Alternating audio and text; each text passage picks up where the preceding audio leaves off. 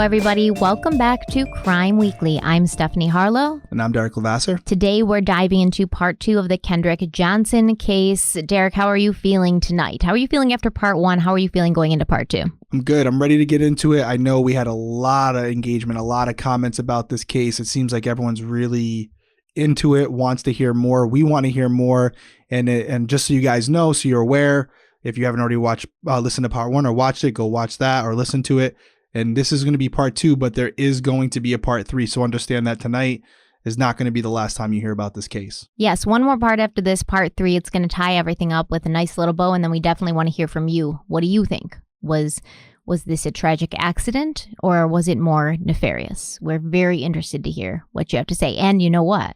You can also let us know at any point during any of these parts. You know, it's okay to start off with a theory and change your mind as you hear more information. But I do want to know what you thought even going into this, you know, from whatever you'd heard out in the media or from what you knew of the case. I want to know what your initial thoughts were and if your initial thoughts changed as we went through the case. Please let us know. Absolutely. And I know I did an IG live a few weeks ago and I said, you know, someone said, hey, you should give away a book. I'm going to do that. Here's my book.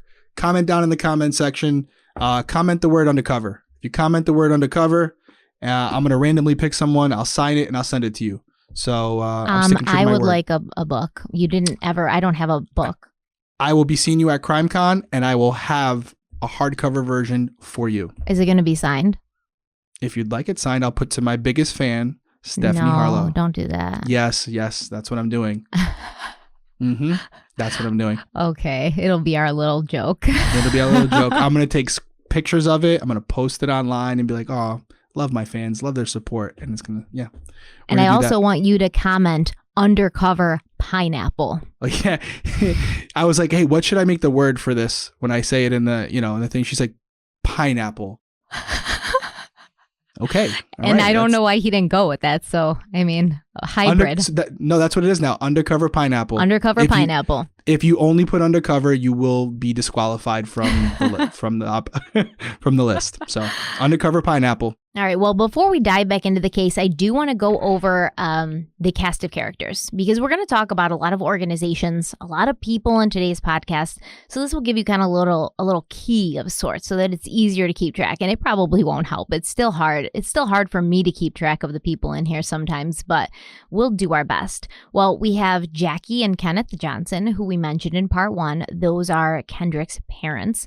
And then we hear a little bit from Eddie Tooley, and Eddie Tooley is Kendrick's grandfather. There's also 2 lawyers that we're going to talk about, C.B. King, and this seems to be the Johnson's family's main attorney. And we also have Benjamin Crump, and Benjamin Crump's a well-known civil rights attorney. You probably know him best as the head of the legal team for the family of George Floyd. That's the most relevant thing I can think of, but he's done a lot of other stuff and he's worked with a lot of other people. He's very well known. And it seems like Benjamin Crump sort of just helped the Johnson family out when he needed them. He was kind of there at press conferences and protests and things, and he was a big part of this case early on. But I do believe he stopped working with them in 2015, but we'll get into that.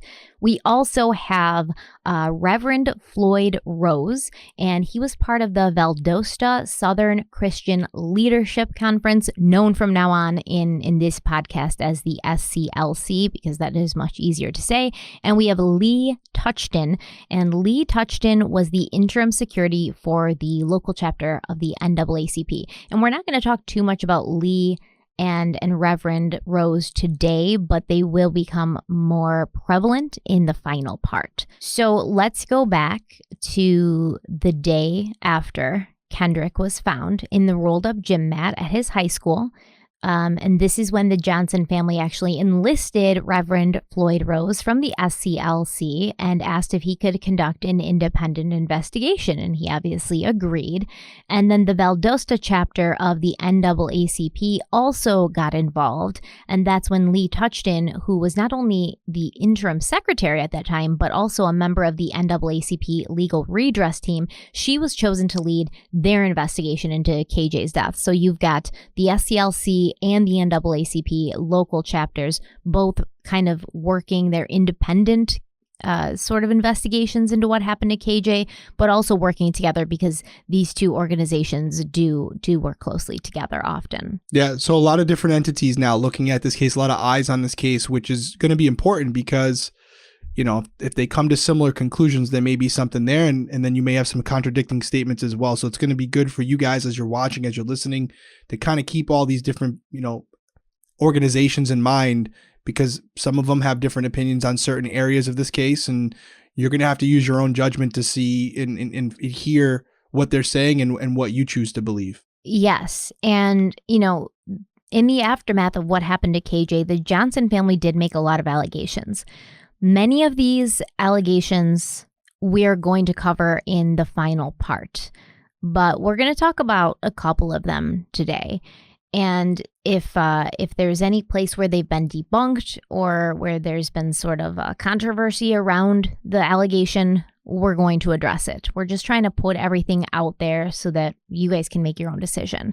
But some of the first allegations, they started coming out almost immediately. So there's multiple articles that I read that claimed the Johnson family were not allowed to see or identify KJ's body. And there was also a lawsuit that the Johnson family filed, and in it, their lawyer said that they had asked to see his body and they weren't allowed to. But it does seem as if a request that was made by Kenneth Johnson, KJ's father, to see his son and personally identify him was granted on Sunday, January 13th. So that's just 2 days after KJ was found dead in the old gym at his high school. And this was when the body was still at the Valdosta Lowndes Crime Lab on Ashley Street. So it's still local. It hasn't gone to the GBI yet, but the next day it's going to be transferred to the GBI. So January 13th was a Sunday.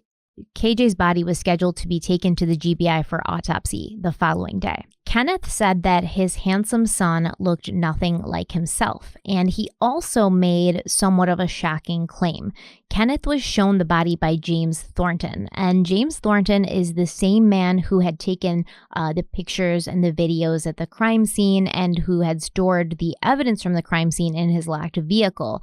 So he kind of brought him in and, showed him around and showed him KJ's body. In a later lawsuit filed by the family, the claim is made that Kenneth felt the temperature in the room where KJ was being stored had been much warmer than he had anticipated. So this gets kind of sketchy because that's definitely in the lawsuit paperwork. But there were other claims made by the family afterwards where they said the cooler that Kendrick was being stored in wasn't turned on at all. There's other claims where people said that the temperature was actually turned up in the cooler, and the whole point of saying this stuff or thinking that they're seeing this stuff was that they believed there was a conspiracy to sort of speed up decomposition of KJ's body so that any evidence that was on the body would be destroyed. Yeah, and again, it's an allegation, so we there's nowhere to substantiate that. I will say from my limited experience in the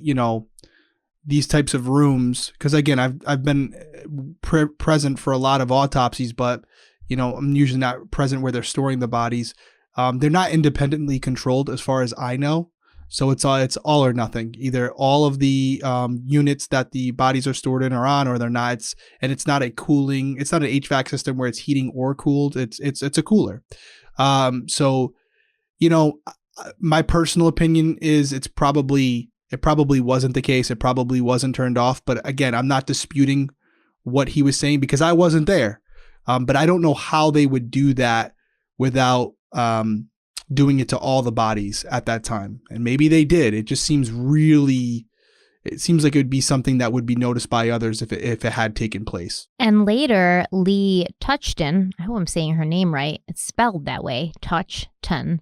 But Lee Touchton actually, she toured this facility and she did dispute this claim. And I'm also not sure that the coolers even have the ability to be made hotter, because they're coolers. So I don't think that they can be heated up. They're not ovens and they're not really meant for that. So I don't think that there would be an option to do that. I suppose there would be an option to not have the coolers be cool. Yeah, for sure. Yeah, that makes sense. Yeah. But, there's actually no evidence that this was the case. But again, I understand where he's coming from. He believes that this is a conspiracy. If he's right, if he believes that they're all colluding together, it would make sense that you would want to, have the body decompose faster, because it would destroy any evidence that Kendrick was assaulted, right? It would be harder to find any injuries that would contradict the cause of death being asphyxia. Not only that, but I feel like if he had been attacked, the DNA from his attacker would be on his body, and maybe having the decomposition sped up would eliminate that, right? Yep. Throw off time of death as well. There's a lot of variables where if you were to believe what he's saying, it would make a lot of sense to do this. There would be a lot of reasons why you would want to do this. The question is, and again, I'm not even saying he's lying. His interpretation of the temperature might have been, I expected it to be cooler because it was a refrigerator or a freezer. And it was warmer than I thought. So he absolutely could be right, where it's like, hey, it wasn't as cold as I expected it to be. But he's also not someone who's in the morgue on a regular basis. Well, there's also discrepancies between the official statements from law enforcement and a report from first responders, including 2 EMTs who examined KJ's body while he was still in the gym. So evidently and allegedly, the EMTs noticed that there is a bruise on the right side of KJ's jaw. And this bruise that the EMTs said they saw on his jaw, this was not mentioned in the initial autopsy done by GBI. That was something that I did see as well. And again, I saw the photos. We spoke about the photos last episode. We don't recommend going and looking at them. But if you're curious and you think you have the stomach for it, go ahead. Most people listening here are adults. I think you can handle it. But his face was severely disfigured. And I can tell you that the bruising to me on the face, the changing in color that I saw was consistent with lividity. And it's when the blood settles in certain areas of the body. If Kendrick's body was upside down at the time of his death and stayed in that position for an extended period of time, you would expect to see lividity in the face. If you didn't, that would be more odd to me. So I can explain the bruising to the face, why it wasn't mentioned. It might not have been mentioned as a bruise, but it might have been mentioned as signs of lividity. Well, on this same day, January 13th, Sunday, Jackie and Kenneth, KJ's parents, they also met with Sheriff Chris Prine and some other members of law enforcement. According to the lawsuit document, Chris Prine, the sheriff, told the Johnsons that KJ had entered the mat feet first, and when he bent over to pick up his shoe, he got stuck and couldn't get out. 2 days after this, the family received a call from an employee at the sheriff's office, and this employee told the Johnsons that they must have misunderstood and that Sheriff Chris Prine had meant to say KJ had entered the gym mat head first, not feet first. And I think that this is fair to say that it could have been a miscommunication or a misunderstanding, because there's absolutely no way that Kendrick could have gone in there feet first and bent over to pick up his shoe. There was not even enough space for him to go in to begin with. His shoulders were much broader than the mat to begin with, a couple of inches. And I don't think that there's anybody who would have thought that that was possible. So I hope that the sheriff didn't say that. Once again, him saying that is just, it's coming from the Johnsons. They say that this is what he said. So this is one of those he said, she said situations. And you don't really know who's telling the truth. You'd have to have been there. Yeah, but I think you make a good point. It's like, is it going to change the facts of the case too much? No, it's really not. I mean, I think he misspoke. I definitely think he misspoke. I get what you're saying as far as, well, if he went in feet first, it's a lot different than if he went in head first. But I think from all the photos and everyone there, I'd venture to say it was probably a miscommunication. Yeah, but if you're a family who thinks that your son's death is being covered up by these people, then you might look at that and say, oh, you lied, or you weren't honest about how his body was found. And there's been a lot of other things too. This is just one of many things. Right. We said this last episode. If it were just this conversation, probably wouldn't be covering the case right now, right? Because it would probably be a lot clearer of what happened. But it's all these things that add up to why there's a lot of people, not to get off subject, we covered, this is the set part 2, social media. There's some people listening to us right now saying, oh yeah, this was definitely an accident. I knew this years ago. There's a lot of people on our social media who go, of course, this wasn't an accident. This was a murder. So don't discredit any side of it yet, because there are people on both sides of the aisle. This isn't just limited to Kendrick's family. Absolutely by any not. means. No. So there's a lot of people out there that believe there's something more to this story, and that's why Stephanie and I felt the need to cover it. It's not even that there's a lot of people who feel like there's something more to the story. It's hard to not feel like there is something more to the story, even though your logical brain is like, yeah, this definitely seems like it was an accident. But all the inconsistencies and the changing stories and, we're going to get into it, things going missing, stuff like that. And it does make you think, and I'm not even the parent of KJ, it does make you think like something happened here. Now, it may not have been a murder being covered up, but I think we can definitely say that there was a little bit of shoddy police work happening here. And that's on top of all the foundational mistrust that existed prior to this incident, just because of societal issues and things like that in that specific community, that there's an underlying... Hey, I said underlying right that time. Everyone out there, shout out. I said underlining right. Yay. But you can... to your point, you can clearly see where this is coming from, and justifiably so. So the next day, Monday, January 14th, KJ's body was transferred from the Valdosta Regional Crime Lab to the GBI's crime lab, and that's located in Macon, Georgia. Now, the body was transported by a man named Steve Owens, who owned a company called Owens Transport Services.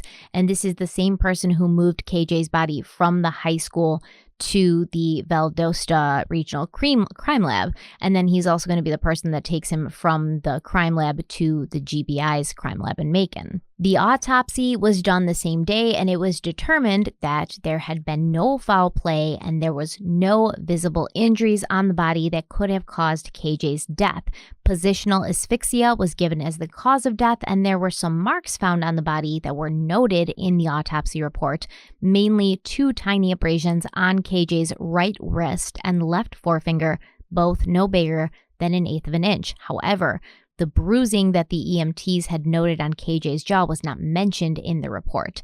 It was believed that asphyxiation had happened very quickly due to KJ's abdominal organs compressing his diaphragm and the tightness of the mat constricting his chest and or impeding his ability to breathe through his mouth.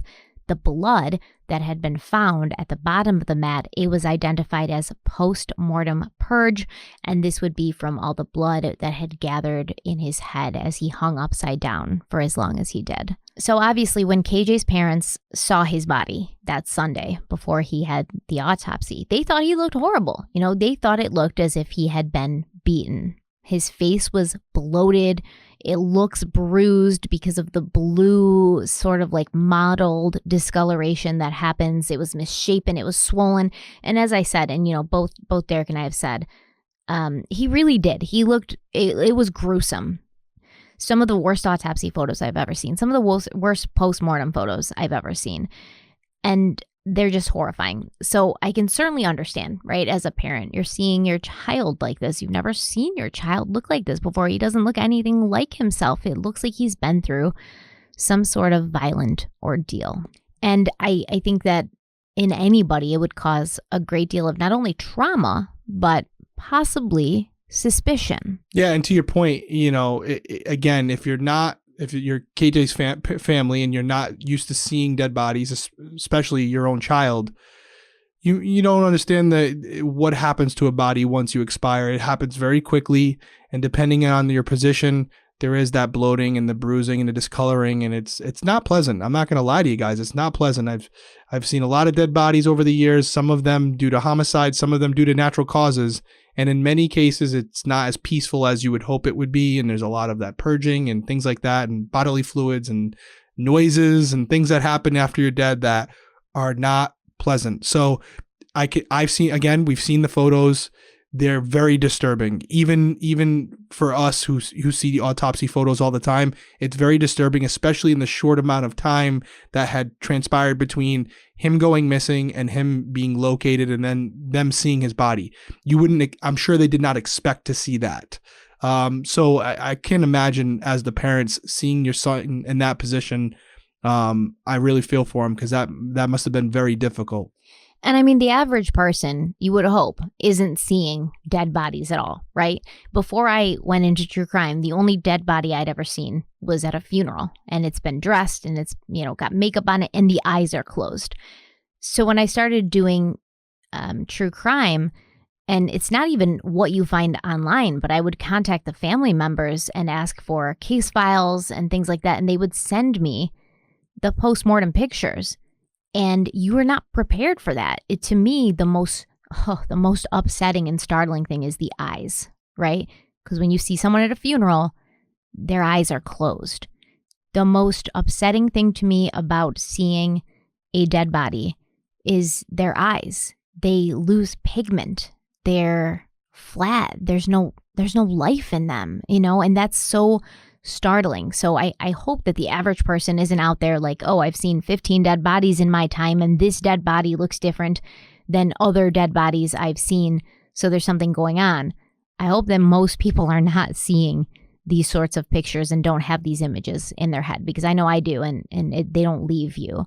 But I do understand not having that kind of experience. And not only that, but already feeling like this is a crazy thing to happen, right? Like, you're telling me he went into a gym mat and died and nobody heard him and he couldn't get out and nobody could save him? That's crazy already. And now I see him and he looks like, he's been beat up. He looks like he's been violently assaulted. And you're trying to tell me that everything's normal and this is a complete accident. So, and they wouldn't be good parents if they weren't feeling that way. They wouldn't be good parents if they weren't fighting for their child and trying to get to the truth. Yeah.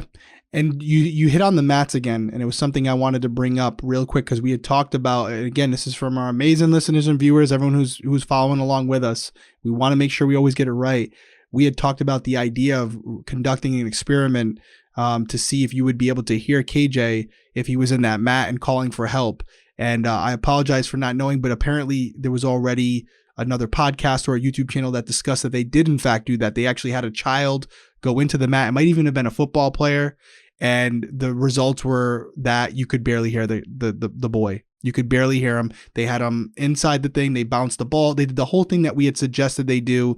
And it was evident very quickly that even if KJ were screaming at the top of his lungs inside that mat, being in that position with those mats around him, even in a room even if the gym was completely quiet, you wouldn't have been able to hear him that well. That's crazy. I mean, it's kind of what I expected. But yeah. So it does answer some of our questions, right? As far as kids are bouncing balls in and nobody heard this guy screaming for his life. No, the answer is no. They wouldn't have heard him because of these crazy set of circumstances that were just heavily not in Kendrick's favor. All these things had to take place for it to create this situation, if in fact this is what happened. But if it was in fact a tragic accident and he fell in there and he was unable to pull himself out, no, people in that gym more than likely would not have heard him at all. Not to mention that another class was starting, so they weren't in the gym for a very long time either. And like you said, there was probably a part of KJ, if this was an accident, who was like, I can get myself out of this. I'm not trying to call for help and be the butt of a joke, for the rest of the year. He had no idea. But thank you to everybody who I saw a couple comments. We do read the comments, and you guys were quick to let me know about that and let Stephanie know. So just wanted to acknowledge that test has been done, and those were the results. Yeah, Crime Weekly is really a hive mind, right? So we're going to research the case, but we have a week usually to research the case. When we do multi-parters, we obviously have longer, but it's very impossible to know everything. So it's so helpful that you guys reach out to us and you're like, actually, this experiment was done.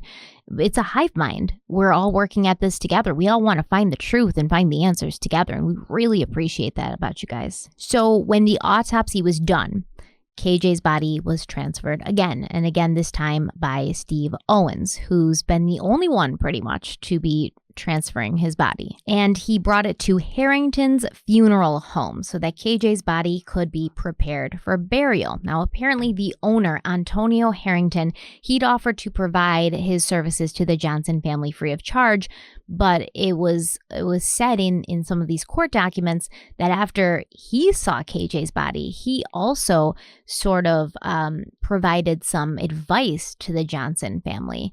And he said, I think that there's something going on here and maybe you should have an independent autopsy done. And this part is a little confusing to me because the timeline doesn't really match up. At this point, the results from the first autopsy hadn't even come back yet, because it's basically he's bringing him to the funeral home right after the autopsy. So these results aren't even in yet. Nobody really knows them yet.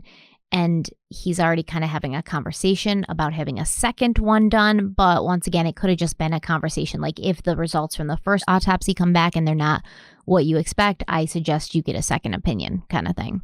Now, this is something I do find to be a little suspicious. So KJ's clothes were not delivered to the funeral home with his body, and Antonio Harrington told the Johnsons that he'd never received any clothes. So the family obviously contacted the CBI crime lab in Macon, and they were like, where's Kendrick's clothes? And they were told by the CBI crime lab that all of KJ's personal effects, including his clothes, had been placed in the body bag with him. And there's like an inventory report. Okay. So there's an actual inventory report that shows what's with KJ's body. And Steve Owens, the transport guy, he signed off on this inventory report.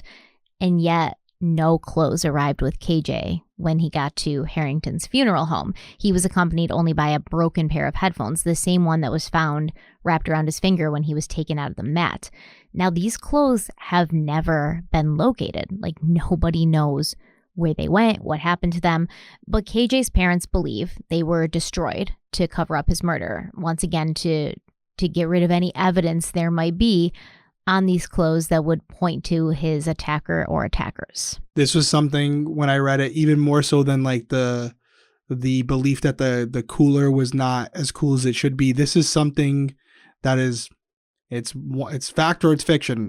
Were the clothes in there or were they not? And I don't think they would make this up. Clearly the clothes weren't in there. So you might be saying to yourself, well, Derek, explain that one, right? If it's not a cover up, if it's not a murder, why aren't the clothes in there?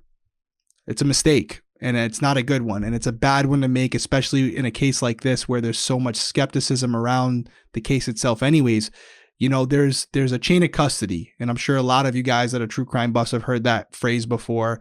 And in this particular case, when you have evidence or you have a body, everything is inventoried, as Stephanie said. And those clothes at some point should have been in there. And if they were, and this wasn't some conspiracy, then someone removed those clothes. Some agent of the state, some investigator removed the clothes and never documented that they removed the clothes and why they did it. So therefore, you're left with this, where we are now, and we're left with a lot of questions, and rightfully so. So again, if you're in the school that believes this was a cover up, the explanation that Stephanie just gave makes a lot of sense. It really does. That would be a reason to destroy the clothes. But just keep in mind, there is a possibility that this is just a screw up and that it wasn't documented properly. That is also a possibility. But where did they go? And don't you think at some point somebody from the GBI would have come forward and been like, no, this isn't a cover up. The clothes were really dirty, so we got rid of them, like, to make it seem less like a cover up, like, don't worry, it's not a cover up. I did this and nobody has, and nobody knows where the clothes are. And this is one of the things. There's just about three or four things in this case that really hold me back from going and being like, I think it was an accident. 3 or 4 things, but that's enough to really give me a great long pause. Yeah. And there's a possibility that this was explained to the family. We don't know if it was, and if it was, they didn't relay that to the public. I don't know if the police would come out and say publicly, hey, heads up guys, this is where the clothes were. But let's just take it for what we know, which is the police have never informed the family where his clothes are or what happened to them. If that's true, then that's a big problem. That's a big problem. But I wish we were a fly on the wall or had access to everything, because it's also a possibility that one of the attorneys that work for Kendrick's family or Kendrick's family themselves were informed what happened to the clothes. They might have said to them, hey, we accidentally destroyed the clothes. They were taken in, they were incinerated because we felt like they were no longer valuable. We're sorry, but if that did happen, we don't know that. So we're left with what we have, and what we have doesn't look good. So as soon as the autopsy had been completed, obviously KJ's parents want to see it, and I don't blame them. But apparently every time they asked, they were told that they could not have access to it yet, which prompted a protest at the Lowndes County Courthouse. And during this protest, the family members and supporters, they locked hands and they sort of formed like a human chain, and they were blocking people from entering or exiting the courthouse. I believe there was like a side entrance and a front entrance because both Jackie and Kenneth Johnson were arrested during this protest, but they were with separate groups. So I think Jackie was at like the side door and Kenneth was at the front door, but they were basically just blocking people from coming in or out. And the reason of this protest was, we want answers.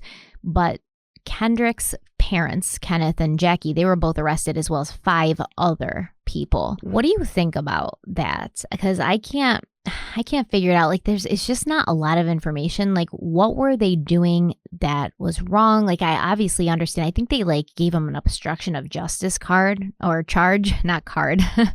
There's no trading cards for federal charges. Okay. But I think they said they were obstructing justice because they weren't letting like court cases proceed and things like that. But this is a peaceful protest. I don't like people getting arrested during peaceful protests. Yeah, no, I agree. Peaceful protest is your First Amendment right, and they should be allowed to do so. And it's in a government building, but it is a public government building. Without knowing the specifics, it's tough to disagree with you that, listen, I don't understand why they were arrested. Now, if I learned that they were literally and physically impeding the ability for the courts to conduct their business, they were stopping people from leaving or entering. Yeah. If that's the case, then that is a justifiable arrest. I don't love it, but if they're stopping the government agency from the courts from doing their jobs, then yes, it by the way the law is written, that would be covered. And I'll come right out and say it. I agree with it. You guys can sit there and you have a First Amendment right. Say what you want to say about the courts. Say what you want to say about the investigators, but do it in a manner where people can hear you, but you're not physically impeding the ability for them to carry out their functions, because that at that point does become a criminal act. It does become an offense. It's a misdemeanor. I hope that the investigators treated the officers that arrested them understood where they were coming from and treated them with that respect, where it's like, hey, listen, we understand you lost your son, but if you're refusing to move, if you're refusing to allow them to conduct their business, you're leaving us no other choice. Again, I wasn't there, but that would be that would be what would occur. Yeah, it makes me feel super uncomfortable. I don't like it. Well, what do you do? What do you do in that case? And I'm not being rhetorical. What do you do? This sounds really dumb. And I know like a lot of people think I live in this perfect utopian world, but I probably would have just canceled all the cases that were happening that day, like kind of rescheduled everyone and been like, just let these people, they lost a kid. They think something's going on, whether something's going on or not. They genuinely seem to believe that something's going on. They want answers. So let's reschedule all these cases, book them for another day. It's going to be inconvenient, but at the same time, let them do what they have to do today, I guess. I hear you. And you know what? In theory, if that worked, where it was just one day and they canceled it for that one day, and once they had their day, they moved on, or they went to another means of protesting. I don't disagree with you, actually. The problem is precedent. You allow that to happen where they cancel court because of it. Who's to say they won't come back the next day or the day after that or the next time it happens? If they had, every time there was a protest, they allowed them to control when court was in session, we would never have court. And so I can tell you, for me, there were times where you have to do things because the way the law is written, that you don't necessarily morally love, but it is your job and it is what you're designed. It's what the law is designed to do. And so you have to enforce the laws the way they're written. So in a perfect world, a utopian world, like you said it great. I agree with you. But the reality of the situation is, if you allow that to happen, then it's going to happen consistently. And that's going to be an even bigger problem. Because now if you let one family do it and not another, you're walking into a bad situation optically. I just feel like if both sides, and there shouldn't be sides, but I feel like if both sides want the same outcome, as long as both sides are being genuine about wanting the same outcome, they should talk and work it out. You mean the court? You yeah, mean the like court and the protesters? law, and then the protesters. Like, yeah, we both want the same outcome. We both want justice. We want you to be able to practice your rights that are written in the Constitution. So we're going to make sure that today you can do whatever you want. We're going to cancel everything for you, but we got to make sure that, like, obviously things can proceed because there's other people involved and they need their court cases to go through and they need also their justice. So, can we work together here? Like, I don't know if that happened. It's very weird. They don't really go into specifics about. And that's the situation we're in, right? We don't know the exact specifics. I would like to believe, guys, I'm not saying this is what happened. If they gave them an option to step back and protest and scream and yell, while not impeding the flow of traffic in and out of the court, and if they gave them that option, and they said, hey, say what you got to say, yell, signs, do your whole thing. Just don't stop lawyers and everyone from coming in and out, or, people who have cases we're going to let you stay.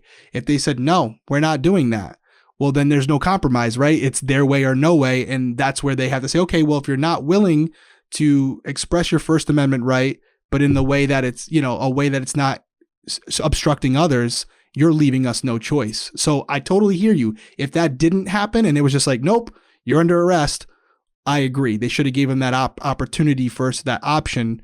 But again, we weren't there. We don't know. It could be, we don't know what happened. Yeah. And, I feel like at this point, you're not going to get a straight story from anybody because everybody has their narrative and everybody has their side. And it's, it's a tale as old as time. You're not going to say something or admit to something. She said. Yeah. You're not going to admit to something that makes you look wrong and the other side look right. Of course. Of course. Well, so that's on both sides. That's on both sides. Completely, absolutely. Because it's human. It's human nature, right? Yep. Mm-hmm. It's human nature. You wanna. It's a confirmation bias. You don't want to be wrong. To summarize, shitty situation. Really because bad. it's a lose-lose. Lose-lose. It's exactly. a lose-lose. Yeah. So tough. So Jackie and Kenneth, they both get arrested. They go to jail. And Reverend Lloyd Rose from the SCLC, he actually put up his own home as collateral for Jackie's bond to get her out. So you can see at this point, this is really the beginning. He's 100% fully behind the Johnson family. But this isn't necessarily where he would end up. During this protest, KJ's parents announced, quote, "We don't think he was murdered. We know that he was murdered," end quote. And this is I think it's a problematic statement simply because they didn't know that. They didn't. I mean, they could feel it and they could know it like in their hearts, but to make a public statement like that is just going to sort of cause problems because then obviously people are going to say, okay, you know it. Where's your evidence? And this did happen in court at a later date where they were asked, how do you know this? Give us the evidence. And they didn't really have that evidence. They had this gut feeling, this gut instinct, which I completely respect, but they didn't have any facts or evidence to back that up. And so obviously it's causing a great unrest. It's causing a lot of people. Okay, the parents know he was murdered. So they're obviously right. They know their kid better than anybody. Let's get behind this. And this is when, the media gets on board and a lot of misinformation was put out there. And I won't even say misinformation all the time, but half information, right? So they would say, this looks suspicious, this looks sketchy, but then they wouldn't follow it up with, but this is the reason or the alleged reason of why it looks sketchy. And I don't like that only because even if the reason's not legitimate, like let me be the decider of whether or not I believe it's legitimate or not. So you should give me the whole story.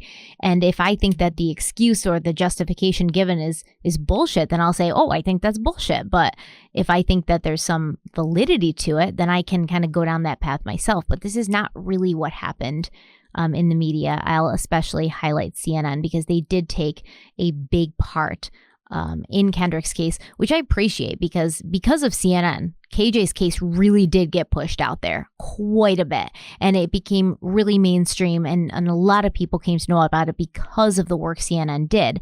But at the same time, it did kind of lead to the divisiveness where there was kind of one side being told and not everything else. And I think it left it to a lot of local media outlets to sort of clear that up. But once again, more people are watching CNN than are reading the Valdosta Times, right?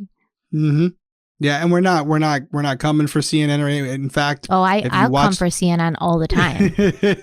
Well, I'm just saying we're not any like mainstream media news outlet because they're all the same. we, CNN, Fox News, ABC, NBC. They're equal opportunity abusers. Yeah, they all have an agenda, and they all want clicks, and they all want views. And putting forward a fair and balanced story, I think sometimes isn't what gets you that. It's the salaciousness, right? Yep. But what I was saying is we're not coming just after CNN. In fact, we used, if you saw in our last video, we used a lot of screenshots from CNN and some of the stuff they put out there because we thought it was great in our YouTube video. So again, we're going to call it how we see it. Yeah, nobody covered it more thoroughly than CNN. But when I say thoroughly, I don't mean they're telling everything that's out there to be told, So, but that's normal, I think. Yeah, no, I think it's normal. I think it's the nature of the business, right? Like it's like what's going to be clickable, what's going to get the most views. They're probably tracking on certain headlines and what gets the most engagement, and then they write it. It's a business, right? They're in it for profit. So, and I love how you said it's for all of them because it is. It's for all of them. For all of the them. Networks. And I won't even say that it's malicious even sometimes because I've done this with cases where I get really invested in the victim, and I will find myself as I'm going through being like, oh, that doesn't make the victim look super good. Like, I don't really want to put that in. And I have to struggle with myself sometimes to include it in my video because I didn't even realize that I had a narrative I was pushing, but it's human, right? So they got invested. KJ's case was not hard to get invested in. He was a nice kid. He was a sweet kid. He was talented. He had a lot of potential. He had a family that loved him. And it's hard not to get invested in that. So I think a lot of people at CNN really did get invested the way that I have myself gotten invested in cases. And you develop blinders sometimes. But the trick is to realizing when you've developed those blinders. And I don't think that they do all the time.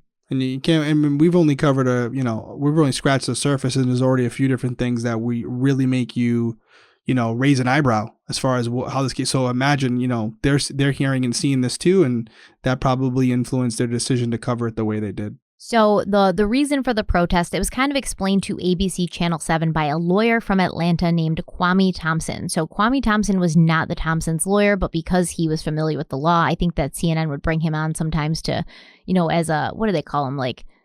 Experts, law experts to discuss. Yeah, legal expert. Yeah, certain analyst, cases. Legal analyst. Perfect. And Kwame said that the family of KJ should have answers by now. He said that they were relying on public officials to work on their behalf and that KJ's death should have been investigated as a homicide from day one.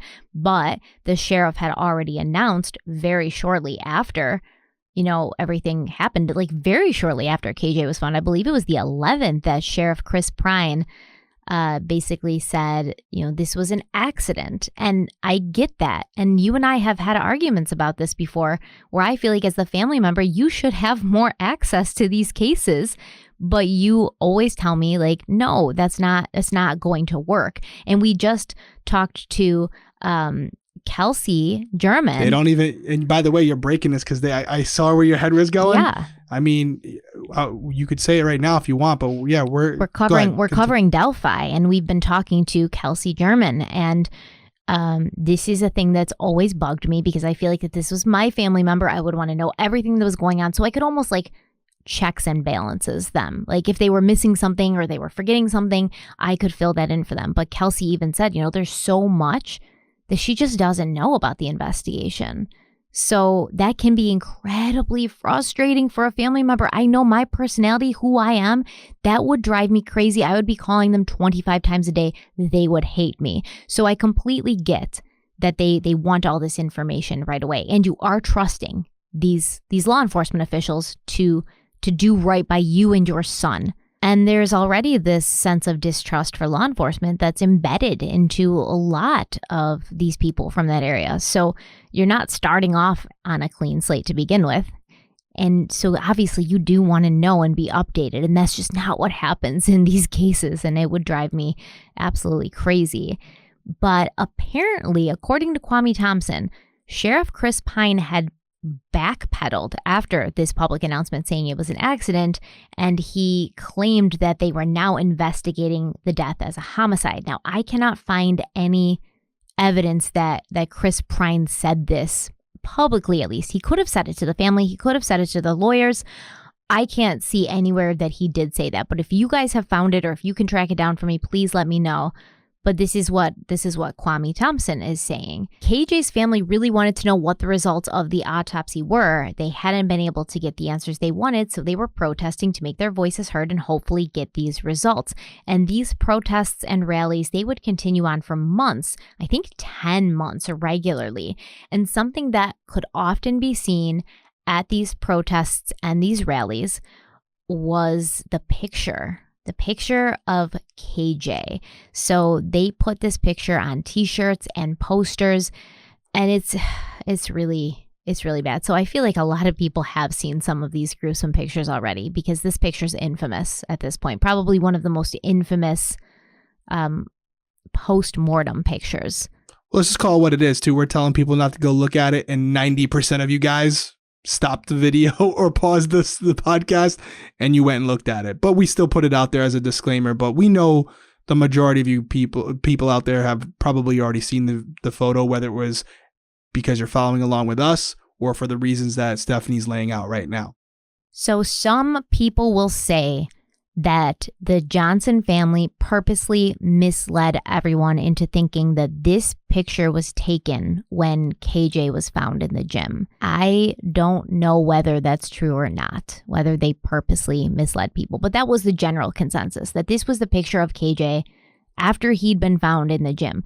But in fact, that actually wasn't true. And it only came out later in 2015 in court that the picture had actually been taken by the Johnson family at the funeral home. And this was after the autopsy had been completed. And obviously autopsies aren't kind to a human body. Okay, it's bad. You're getting cut open. It's bad. You're getting dissected, essentially. So in the autopsy, they're going to peel back the skin on the face so that they can examine the underlying muscles. So this was a picture taken after the skin on his face had been pulled back, and obviously it's just horrific. But it was the general consensus that this picture was taken after he was found. So obviously you can understand that people were like, holy shit, this is what he looked like when he's found. This is horrible. There's no way this kid didn't get physically assaulted, violently beat, right? Yeah, I mean, it's you would have to assume that the photo being printed on t-shirts was approved by the family. Yes, it was. I don't think anybody would do that without their consent. No, it was, yeah. And what their intention was, we'll never know. It's another one of those things where we'll never know. And I'm sure if we had the chance to ask them, they would say that wasn't the intent. And maybe they're telling the truth. But you could definitely see how, if you're a layman person who's not up to date on the case like the family, and you see this photo, your assumption is going to be, even if it's not inferred, your assumption is going to be that they're showing you a photo of the victim immediately after the incident, not after the because there's no disclaimer at the bottom of the t-shirt saying that. So I know that's what I would assume, and it is a really bad photo, and it doesn't look good, and it does look like he was assaulted viciously, and the reality, as you just laid out, is in a way he was assaulted by the pathologist who's conducting that autopsy, and as you said, it's very aggressive. Again, it's a lot. It's a lot to be in that room, and they kind of have to, manipulate the body. So I'm trying to be cautious how I say this, but they're aggressive. They're aggressive, to say the least, and it can cause some further damage to the skin as they're doing that. Yeah, so that was actually a rough little portion here, because I'm seeing this picture in my head, and it's disturbing. So on May 1st, 2013, the Johnson family was granted permission by a judge to exhume KJ's body so they could have a second autopsy done. And the following day, KJ's death was officially ruled an accident. So this is May 2nd that they come out publicly and say, we believe due to the autopsy that this was an accident. And an hour after the announcement came, friends, family, and activists gathered outside of Lowndes High School to protest. So let's actually talk about the second autopsy. It was conducted by a man named Dr. William Anderson. This is apparently a well-known forensic pathologist located out of Florida. He used to work for, I think, the Ocala coroner's office, and he was actually dismissed. There's a little controversy there, but we're going to talk about that more in depth in the third video. KJ's body was exhumed on June 15th, and when William Anderson completed his autopsy, he revealed some shocking details. First, he claimed that when he opened KJ up, he had discovered that the teenager's body and skull had been stuffed with newspaper, and there were no internal organs to be found anywhere. Now, this obviously prompted the family to speak out about this odd and unexpected discovery publicly and express outrage at the GBI and Harrington's funeral home. So, once again, KJ's organs have never been located. And there's a lot of confusion about what actually happened to them. And the confusion comes from the fact that nobody seems to have the same story. Nobody seems to be on the same page with this at all. So Sherry Lang, she's a spokesperson for the GBI. She claimed that the organs had been removed during autopsy, like normal. You know, they got to take the organs out. They take samples from them. They take slides from them. They examine them. And then what normally would happen is they'd be put into a bag and then returned to the body cavity. And Sherry Lang said, you know, there's no reason why this wouldn't have happened. This is what happened in KJ's case. She said, quote, when the body left the GBI, it had the organs with it, end quote. Once again, I find this to be a problematic statement because I can guarantee you Sherry Lang was not there when the autopsy was done. So to make such a very, I'm so sure of myself statement, just like the statement from the Johnson family, like we don't think he was murdered, we know he was murdered. These sorts of statements, these black and white statements, they can be very problematic because not only are they, really just not possible to be even said unless you were present every moment. It causes a little bit of, I guess it makes it easy for you to be proven wrong, right? Yeah, I mean, you would think Sherry Lang spoke to the original pathologist and confirmed, hey, did you in fact do this before coming out and making this statement? That's an assumption on my part. But yeah, she's making a definitive remark and she wasn't in the room when it happened. So she doesn't know for certain they were in there. She's going off the word of others. And again, this is what happens. Telephone game, guys. You know what I mean? Story slowly gets changed as it goes through different people. And what really happened? Were the organs put back in the body, or was there a misstep and they were thrown out? They were disposed of, thinking they were no longer. What really happened? And then the other part of this is, was it malicious? Right? If we're going back to the idea that this was a murder, again, this just builds on that narrative. You have the clothes miraculously disappearing, and now you have his organs are gone, right? Yeah, I mean, listen, can anybody listen, whether you're a former law enforcement, whether you're completely convinced already, no matter what we say, that this was an accident, if you're convinced of that, you can't sit there reasonably as you're watching this right now or listening to this and say, oh no, that seems totally normal to me. Especially if you put yourself in Kendrick's parents' shoes. Right. But even just as you and I sitting here, right? Like, I mean, we have our preconceived notions about things, and this is not good. This does not look good. It doesn't sound good. And I think, again, the family is totally justified in saying, hey, listen, we want answers. Where's our son's organs? Oh, they were in the body. And then you're going to say something next coming up that is contradictory to that. So what are they to do? What are they to do when the people that they're relying on? Right, exactly. Well, an attorney for Harrington's funeral home claimed that when KJ's body arrived there, no organs had been with it, and that it was also standard procedure to fill empty space in body cavities with materials such as sawdust or cotton. But Kendrick's body wasn't filled with sawdust or cotton. It was filled with old newspapers, which is just gross. I find it to be really distasteful at the very least. Really distasteful. Yeah. And so here we go. That was what I was alluding to. You have the GBI spokesperson saying one thing, and you have the next entity that would have received the body immediately after GBI saying, hey, listen, There were no organs in there. So one of the two are wrong. And well, now we have a third person who chimes in on this, right? Lowndes County Coroner Bill Watson had a completely different version of events. He claimed that KJ's organs had been too badly decomposed to be preserved, and they'd been disposed of before the body was sent to the funeral home. But the way he says it, it's not like, I did this. He said, it would have been during the autopsy that I disposed of them. So it's like he can't even remember doing it, but he assumes, like, yes, if the organs were too badly decomposed, I wouldn't have saved them, which I don't even think makes sense, because if the body's getting buried, what's it to you what the organs are like? And especially with a sensitive case like this,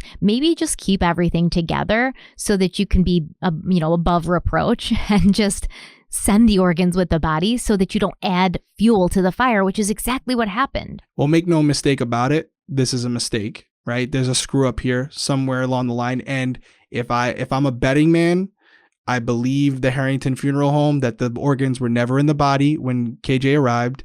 And if you're going with the theory that this case was an accident and that the GBI and everyone were acting in good faith, again, it's still a screw up, right? Because it wasn't clearly documented what happened. And you had a spokesperson come out and say, oh, nope, organs were with the body.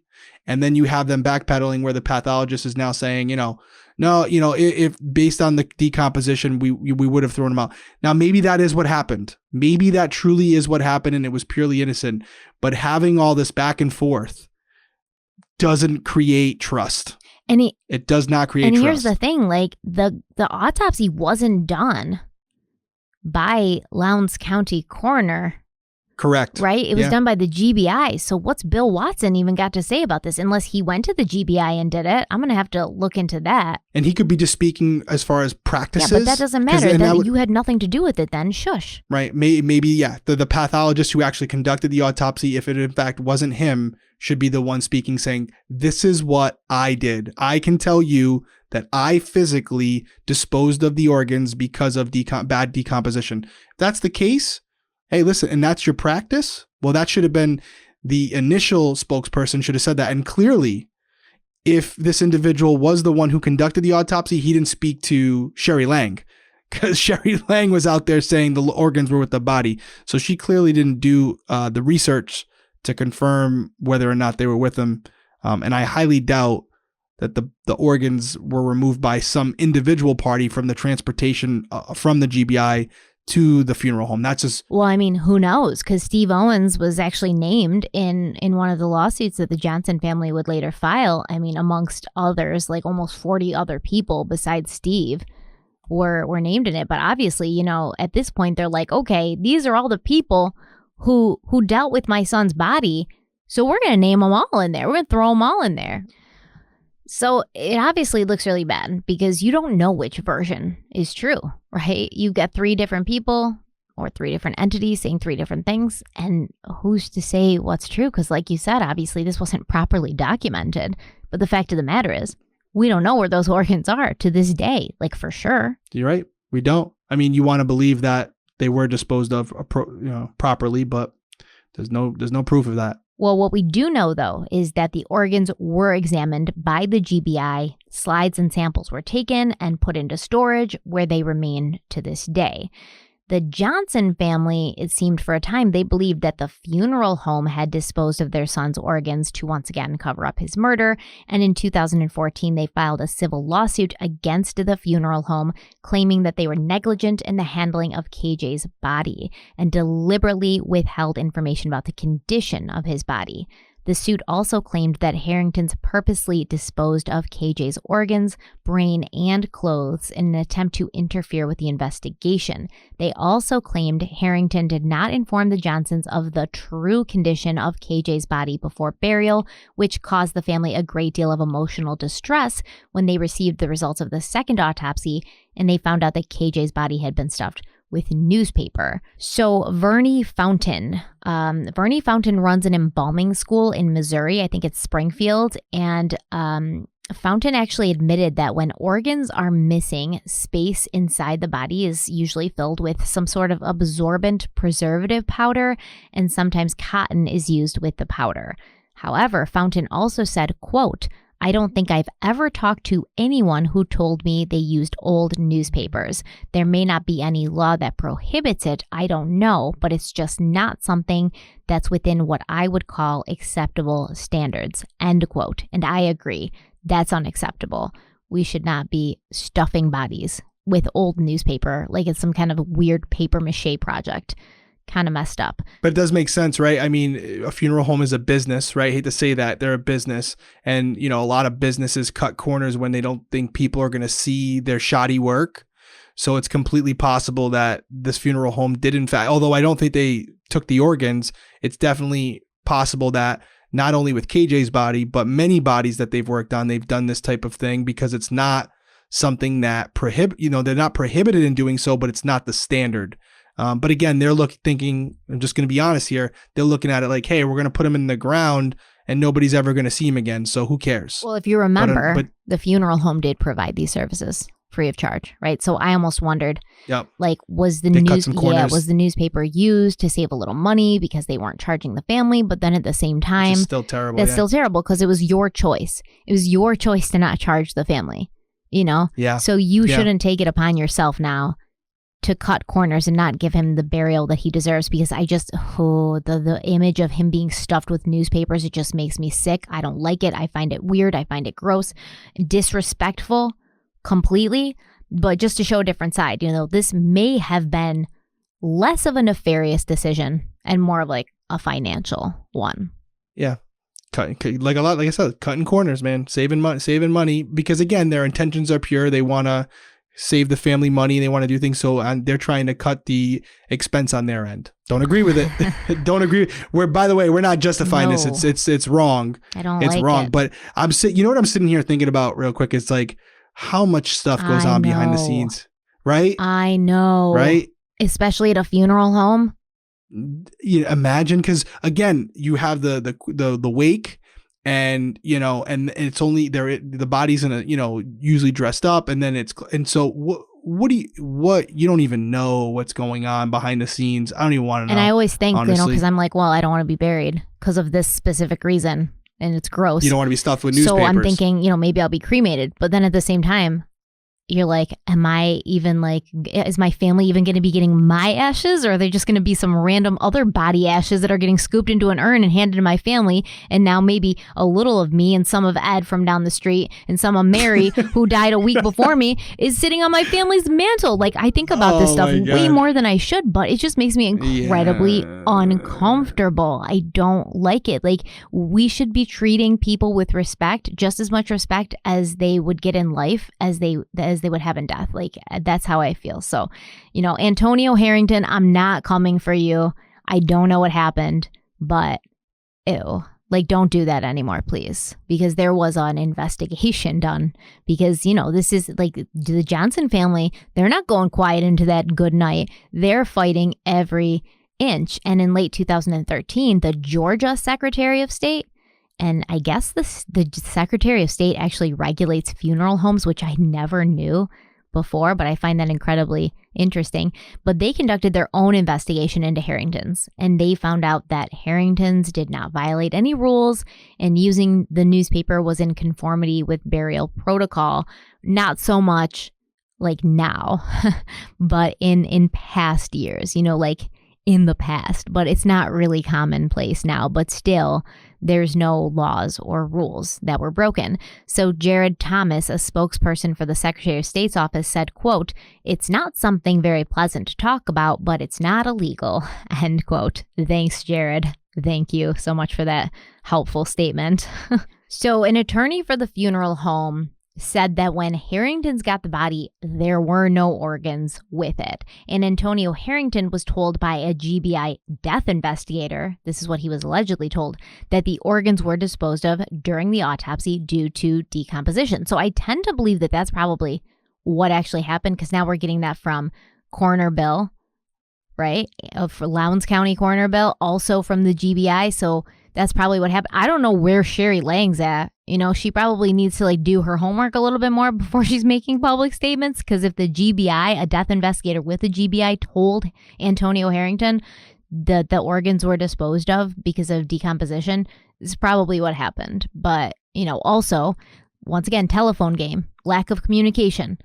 Everybody's pointing a finger at everybody else. We don't have the organs. We don't have the organs. We don't give a shit who has the organs. We just want to know where they are and what happened to them. Yeah, it sounds like Sherry jumped the gun.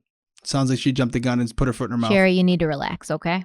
So Benjamin Crump, a lawyer working with the Johnson family, he said that, they were obviously disappointed that the funeral home could not be held responsible for the newspaper thing, which I think is a little petty. But he said it was less important than the critical issue of KJ's organs being discarded or destroyed, which I agree with, because this prevents the family from now retesting and re-examining the organs during their second autopsy. So let's talk about what Dr. William Anderson claimed that he found in his autopsy, the second autopsy. And just for the record, there's going to be another autopsy. So there's 3 autopsies all day.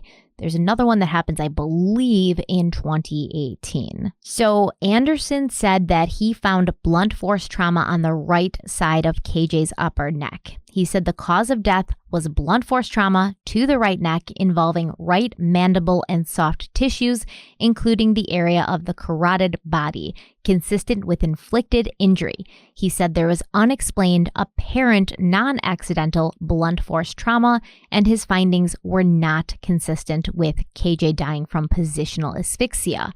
The report says, quote, examination of the previously undissected area and sectioning of the skin reveals evidence of full thickness cutaneous hemorrhage extending into the subcutaneous fat. End quote. William Anderson told USA Today that he believed KJ had suffered a single blow or pressure to the head or neck and that he did not find the typical signs of positional asphyxia during his autopsy, which would include fluid in the lungs. Anderson also said, quote, there is no evidence he was beaten. It was probably just a single pressure application, end quote. So here's my question. If KJ's organs weren't there, how did William Anderson see that there was no fluid in the lungs? It's a great question. But do the lungs not count as organs? I don't think the lungs are removed in an autopsy. The lungs are examined during an autopsy. They take they're examined. Yeah, because But I think they use, again, guys, this isn't my area, so don't crush me for this one. But I believe that they use from my past being in the room, I believe they sometimes take a syringe and withdraw the fluids from but I don't believe they remove the lungs because I want to be respectful to families. I know they removed the rib cage. That's the worst part for me. Watching it, I hated the noise. I know they removed the rib cage. I don't believe they removed the lungs. Actually, I'm fairly confident they do now that I'm thinking about it. But they do believe remove some of the smaller organs that can be removed. So you believe they don't remove the lungs, right? Okay. No, I don't believe they do. I believe they take a biopsy of the lungs and they also remove the fluid, if anything, from inside the lungs to have that analyzed. They use, like I said, like a plunger, or whatever, a syringe. But no, I don't believe they remove the lungs from the body. And if I'm wrong, I apologize. That's just my recollection from my observations of watching the autopsies I've been present for. I feel like you'd have to be right because for him to make a claim about no fluid in the lungs, that's a bold claim when you're also making a claim that there was no organs present, right? So the lungs would have had to have been there. But he's saying that there was no fluid in the lungs, which I also find to be suspicious because if you're hanging upside down for that long, you would think that there would be fluid in the lungs. Unless it was removed during the first autopsy. I don't know if it dissipated because he was buried so June 15th, the second autopsy happens. He dies in January. So we're about, 6 months after? I don't know if fluid could dissipate by that point or what would happen, but this is what he said. And also you have an absorbent in the newspaper inside the body. So, I think a lot of it is going to be tough to go into that much detail when the body has been manipulated by so many different people. And like I just said, including the funeral home, which is using products for that exact purpose to absorb any type of liquid that could, leak out of the body. I didn't even think about the newspaper thing because, that would do quite a number on any fluids in the body. Secondly, there have been questions about Anderson's claim in the autopsy report where he says something about examining a previously undissected area of KJ's neck. And this is basically Anderson saying that during the first autopsy, the one that was done by the GBI, the injured portion, or the portion he considered injured on KJ's neck, it had not been examined. It had not been dissected. But according to the GBI and autopsy photos, that portion of KJ's neck had been examined. A portion of the first autopsy report states, quote, a layered dissection of the anterior neck is performed. Examination of the soft tissues of the neck, including the strap muscles and large vessels, reveals no abnormalities. The hyoid bone and laryngeal cartilages are intact. The larynx is clear. The lingual mucosa is intact. The underlying musculature is devoid of hemorrhage, end quote. And unfortunately, I was able to locate a picture of KJ's autopsy. Oh, it was so bad. I don't like it. And it does appear that his neck area was dissected. It's very hard to look at. So it's a picture of him from behind. So you can't see him from the front, but you can clearly see that the side portions of his neck have been peeled back from his body. So, I didn't want to look at it, but I did have to see myself. I couldn't just come on here and say, well, the GBI said it was dissected, because obviously the GBI is part of this whole alleged cover-up and conspiracy. So I couldn't just tell you that they said it was, so it was. I had to see it for myself, and I did. You're saying that it does look like they examined that portion of the neck. So this point I'm about to make becomes somewhat moot, but yeah, I'm a big mixed martial arts fan. I watch a lot of UFC fighting, and I know there's multiple chokeholds where the one guy will use the other guy's arm in addition to their necks to compress their arm up against their neck, and they can actually choke them out just like that. And we know that Kendrick had one arm kind of above him. If there was some type of compression in that area that caused that damage from his own arm. Now, reading back at what you said as far as him indicating it was blunt force trauma. Blunt force trauma. But then he said he wasn't beaten and it was one impact. So, is it possible that the damage to that area, because I had an autopsy report done, an autopsy done, or an observation of the autopsy done, where there was some compression of the neck and there is damage to the muscles, but it wasn't a blow. It was a strangulation. So could that be the case with Kendrick, where technically we talked about this last episode, both doctors are coming up with a different interpretation, but they're both not wrong. Maybe what he's saying he sees as far as the contusions or whatever the scientific way to describe it is, maybe he is in fact seeing that, but the interpretation of how that got there is different between the two doctors. One saying it's blunt force trauma. One is probably ruling that as some type of damage that was the result of the compression that Kendrick suffered while being stuck in the mat. You see what I'm saying? Yes, but what do you make of the fact that he said previously undissected, and then there is picture evidence that area of both sides of KJ's neck had been dissected? Yeah, that's why I started. I mean, based on, and again, you're not even directly involved with the case, and you're saying I've seen that his neck was clearly dissected. That we can leave it at. It was clearly there were things done to it to see under the skin and to see if there was damage to that muscle. So I don't know how he came to that conclusion. It'd be interesting to see what he saw that suggested that it hadn't been looked at before. I don't know. Again, I think this is all really hard. And I hear about this where these pathologists come back and they exhume these bodies and they do these autopsies. It's just like evidence in a case when, you have to always document how many people have touched that evidence, because it even if it's documented, it still hurts the integrity of the evidence, right? Well, it's no different than a body. You have entities who are working at a funeral home. Not all of them are the main guys. Sometimes it's assistants. It's all these who are manipulating these bodies. They're embalming them. They're filling them with other materials. They're moving things around to make the body look more presentable to the family. So how do you conduct that autopsy after the fact and know that some of these things you're seeing or not seeing are because of the people who are the middlemen, who are involved in the middle process of presenting this body to the family in a way that they would be able to view their son for the last time?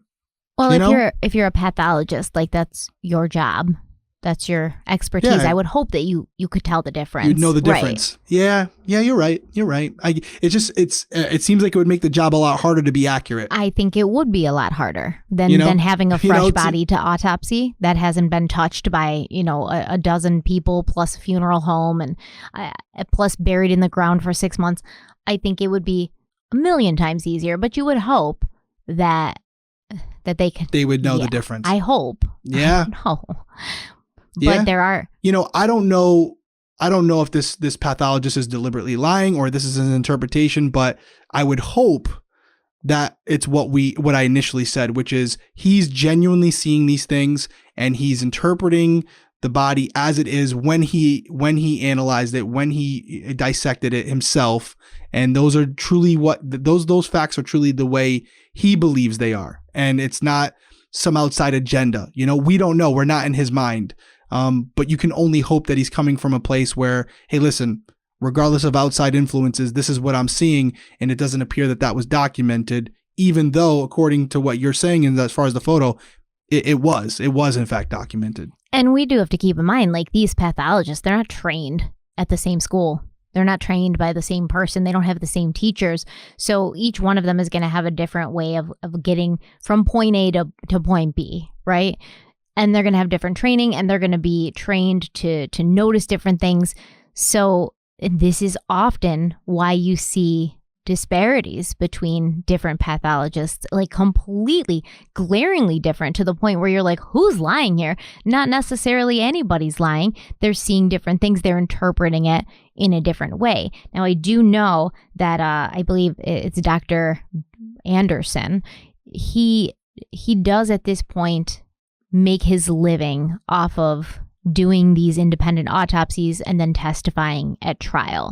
So you could say that either means he has a lot more experience in doing these independent autopsies, or you could say this is how he makes his living. So he might want to deliver the results that the person who's paying him expects to see, right? Yeah. And that's not the only field that happens. And we've seen numerous cases, highly publicized cases, where I'll bring up Derek Chauvin for an example. It's a perfect case. You have use of force experts, and there's multiple use of force experts, and one guy is testifying that Chauvin was in the right, and two are testifying that he was in the wrong. Why is that? But because it's subjective. It's right. It's open to because there's different types of training. It depends who's putting money in your pocket. If Derek Chauvin, I'm trying to assume they're good people here, Stephanie, and that they're not. Their opinions aren't for sale, but they are. But they are. They are for but sale. They are for sale. But they are. This is not all. We're not gonna yes. make blanket statements here and say that all of these professional trial experts are for sale. But this is how they make their living. This is what they do every day, all day, right? And listen, lawyers will shop. So they'll shop around for experts who say what they want them to say. They believe that, this expert believes, it was this. We're going to hire them. We're going to put them on the stand, even though they talked to 3 other experts that said the opposite. So, and again, we're not saying it specifically for Kendrick's family or anything. We're saying in general, this is a thing. And I said it last episode again, I know multiple world-renowned pathologists that make a living just serving as expert witnesses in cases throughout the country. That's what they do. And I'm not saying they're doing it for the money or whatever. I'm just saying that's what they do for a living. And their job is to Monday morning quarterback, whether it's in favor or against the original pathologist that conducted the autopsies. That's what they do. That's how they feed their family. So is there incentive for them to come up with the opinion that's in favor of what the person that hired them is looking for? Yeah, it is. I mean, let's just be real here, right? How many times have you ever seen an expert witness go up for the defense and say something that causes a problem for the defendant? How many times? Right. I've seen it 1%, less than 1% of the time. Well, the lawyer ain't putting them on the stand because they have a pre-interview, and so they're interviewing multiple experts, and they may interview 3 pathologists, if two of them don't give them the answers that they're looking for, they don't make the stand, right? They don't get up there. So, and you see this all the time with psychiatrists in trial too, right? You'll have the person who's sitting there, the defendant, and you'll have two psychiatrists who have examined them, and one psychiatrist who's with the state is like, this person's completely sane, they know exactly what they're doing, they're manipulative, and then the other psychiatrist is like, they've got PTSD, they're schizophrenic, they've got this, they have operational or oppositional defiant disorder, all sorts of things. And you're sitting there thinking, how could two medical professionals be so far apart in their opinion? And it's usually because they're being paid to have that opinion. And if they didn't have the right opinion, they wouldn't be sitting in that courtroom. And that's just my opinion. Don't come for me, but it is what it is. It's an unfortunate part of our system, but it is a reality in the justice system. Make no mistakes about it. It's a reality. Well, there's just as many people who are out there that believe 1,000,000% this was a murder. There are people out there who believe 1,000,000% it was an accident. And those people, when they talk about this autopsy, the second autopsy, they bring up the fact that there was no broken bones in the throat. And this really does seem to be one of the only cases where somebody would die from an injury like this, because you don't usually die from just one single blow to the neck, I guess, unless the person was very, very strong and, they hit the right thing. But as far as I can tell, not many people die from being hit in the throat. And he does say in the autopsy, like one blow to the throat or the head, which also confuses me a little bit, because it's like, is it a blow to the throat or is it a blow to the head? Because these are different parts of your body. Do you see anything on his head that would suggest he'd been hit in the head? Because you didn't bring that up in your report. So which one is it? I wonder if he's insinuating that the blow to the throat or head rendered him unconscious, and then Kendrick was moved into the mat. Maybe that's what he's suggesting, that the blow didn't actually result in death, but that was what rendered him unable to defend himself. That makes sense, but that's not what he's saying. He's saying the cause of death was the blow to the throat, right? And he's saying that he doesn't see signs of positional asphyxia, like fluid in the lungs. So he's literally, and I would be behind that. This blow rendered him unconscious. He was placed upside down in the mat and then died from positional asphyxia. While in there. And this makes 1,000,000 times more sense. But to say that he was... They should have hired me. Right. But to say that he got hit either in his head or his neck and died as a result of that single blow, because he did say that KJ was not beaten. He didn't see signs that this young man was beaten. So for him to die from this one blow to his head or his neck, and not from the positional asphyxia, it's a little harder to swallow. So I think he would have been better off saying knocked him unconscious and then he died from positional asphyxia. Yeah, I agree. Definitely. That is a lot harder to understand. You would think the blow would be a lot. You would expect to see subdermal, I think it's called, subdermal injuries, right? You would expect to see exterior injuries to the skin. If it was that strong of a blow that it killed them, you would expect to see some significant injury to the exterior of the neck, right? And the head that would suggest, as well as the interior, like a broken bone. You have bones all here. And if you're hit that hard, you're going to see some sort of, if not a break, a fracture of some kind. And there was none of that. So it's strange.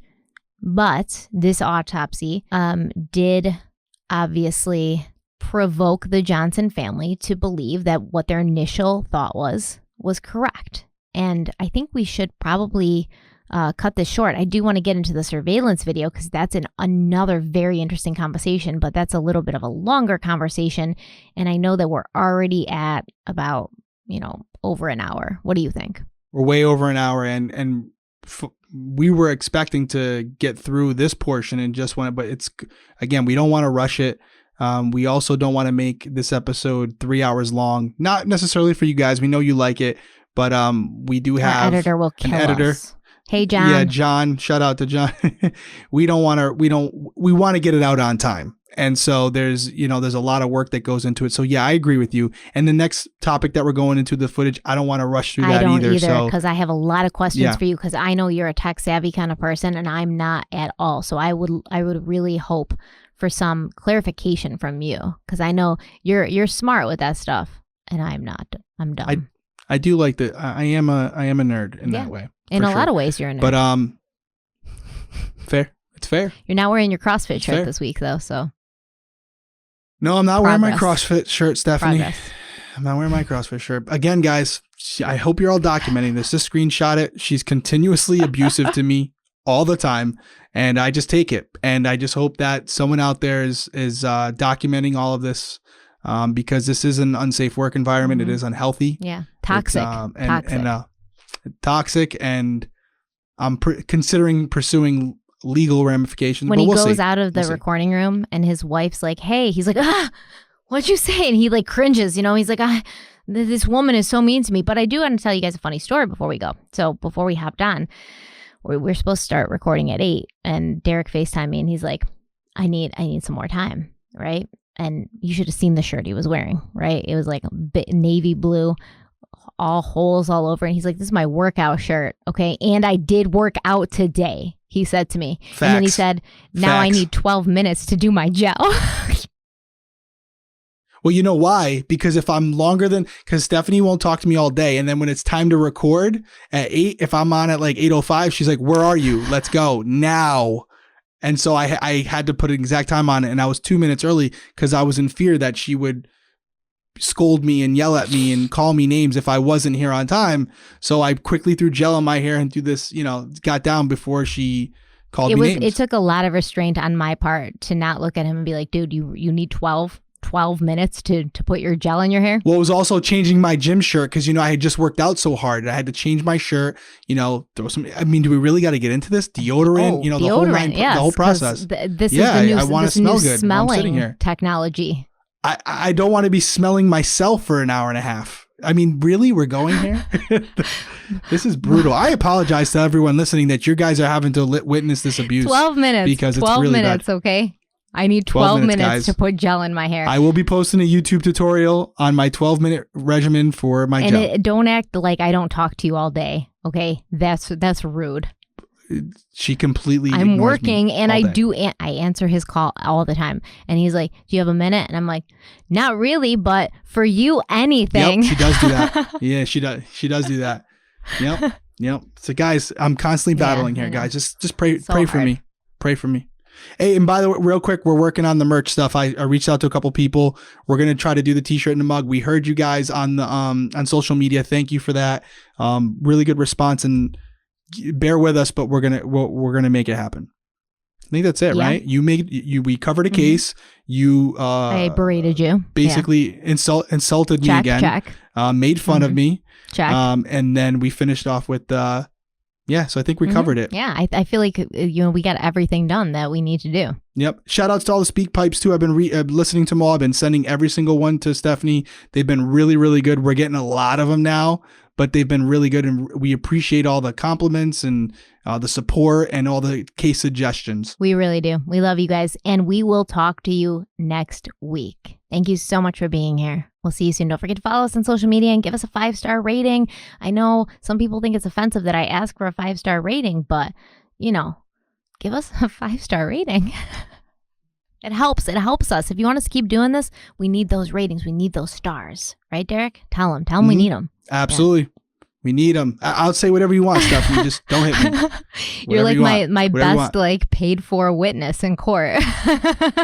You're like, right, Derek? Right? Right? I don't even have to pay him, guys. I just have to shoot him that look. Comment down below. Let us know. Comment Undercover Pineapple. Undercover Pineapple. We'll see you next time. Bye. Later.